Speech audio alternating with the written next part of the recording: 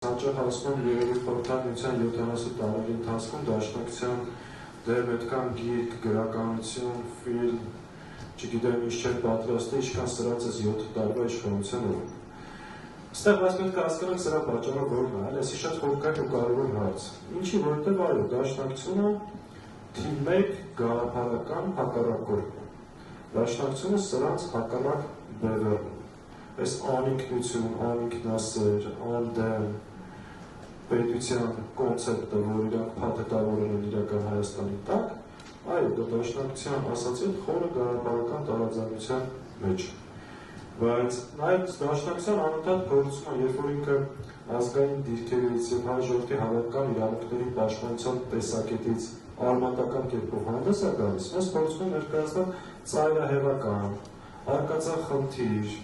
ժողովրդի դժբախտության բերող, երբեմն հակապետական ուժ։ Դե գիտես, բակական այդ պետք է անել, ինչ պետք է անել։ Իսկն թուրքական, դավաճանական ուժը այդ պետք է փորձի այդ պատկերը դաշնակցության մասին հանրության մոտ ստեղծի։ Դաշնակցությունը իր ողջ պատմության ընթացքում պատերազմական գործողությունների մեջ մտել է բացառապես իր ժողովրդի պաշտպանելու համար։ Ազգային ազգագրական պայքարը ինչի համար էր 20-րդ դարի սկզբին։ Այս կուսակցության ստեղծման նպատակն է հայ ժողովրդի իրավունքները պաշտպանելու։ Հետևաբար, եթե դա դրանով ես փորձում եմ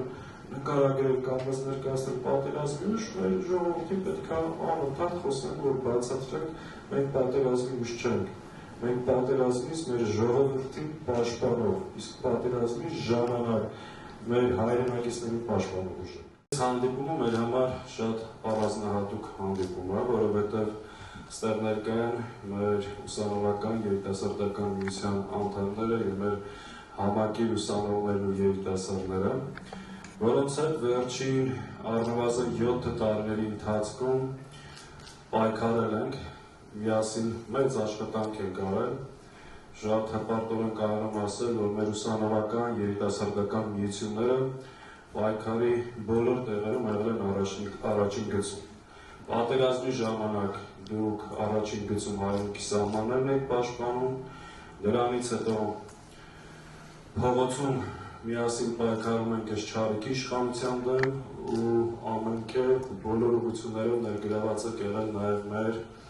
քաղաքական ու մնացած աշխատանքներում։ Այս մարդիկ, եթե 21 թվականին մեր ժողովրդին խաբում ասում են գալիս ենք Շուշին դեօկուպացիա անենք, նույնիսկ խոսում էին Արցախի ինքնորոշման իրավունքի մասին, հիմա պարզ ասում են, նույնիսկ օգոստոսի 8-ից հետո հայտարարել են, որ Հայաստանի հսկողության տակ կան ադրբեջանական տարածքներ, որոնք պետք է վերադարձնեն։ Այսինքն այն ժամանակ ի սկզբանե ասել են, մենք այս մասին ասել ենք։ Ինչի մասին է խոսքը։ Շատ հստակ, այսպես կոչված անկլավների, իրենք պնդում են Ադրբեջանը եւ Նիկոլ Փաշինյանը դրա հետ համաձայն որ Հայաստանի տարածքում Հայաստանի հսկողության տակ կան ադրբեջանական տարածքներ։ Օրինակ Տիգրան Աշենը հանձնելու է, որ այդ մասին բաց, ուղիղ ասել է։